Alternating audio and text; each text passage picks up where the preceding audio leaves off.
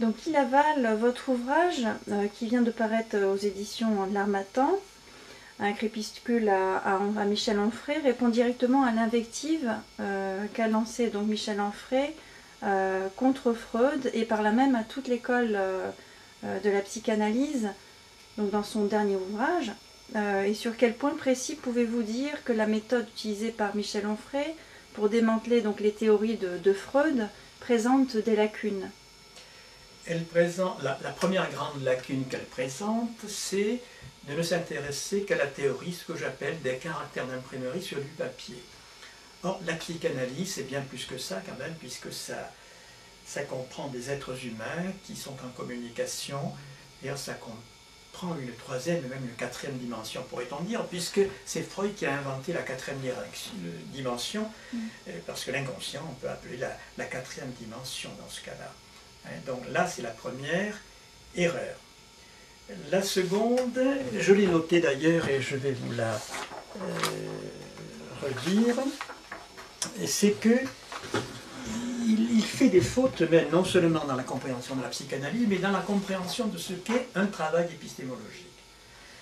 Gaston Bachelard a fixé quand même un certain nombre de points obligatoires quand on étudie et de façon critique ou pas, peu importe, quand on étudie sérieusement une science, c'est que pour Bachelard, la théorie se situe un cran au-dessus des faits d'observation.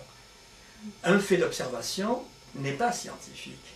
C'est la théorie qu'on fait sur ce fait d'observation qui est scientifique. Et elle se situe un cran dessus, elle décolle des faits, elle doit décoller des faits. En matière médicale, par exemple, la clinique n'est pas la théorie. La clinique, c'est de l'observation. Et cette erreur, il en parle beaucoup, Gaston Bachelard, dans son œuvre, s'appelle réalisme.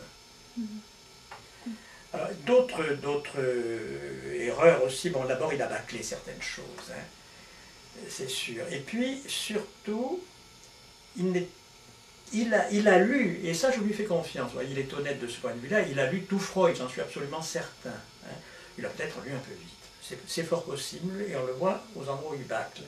Mais il y a surtout quelque chose qu'il n'a pas bien compris, c'est qu'il invoque la réalité à contresens.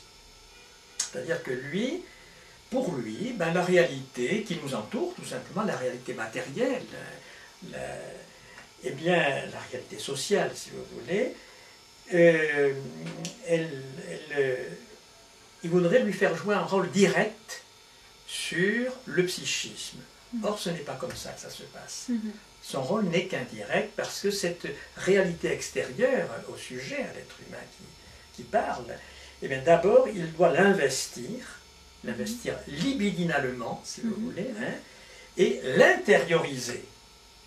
À partir de ce moment-là, cette réalité extérieure, ou cet élément de la réalité extérieure, joue un rôle dans son appareil psychique, dans son psychisme, si on veut. D'accord. Alors, autre chose dont il ne parle pas, c'est que, surtout en psychanalyse, eh bien,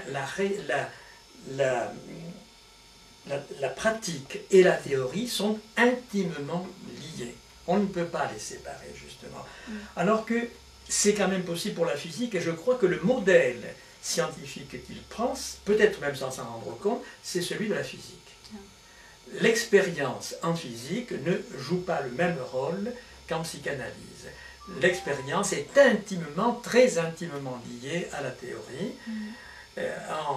On pourrait dire que l'expérience physique, c'est une vérification. Mais ce n'est jamais le cas en psychanalyse. L'expérience est création. Ça, c'est absolument essentiel, cette différence entre création et vérification. D'accord.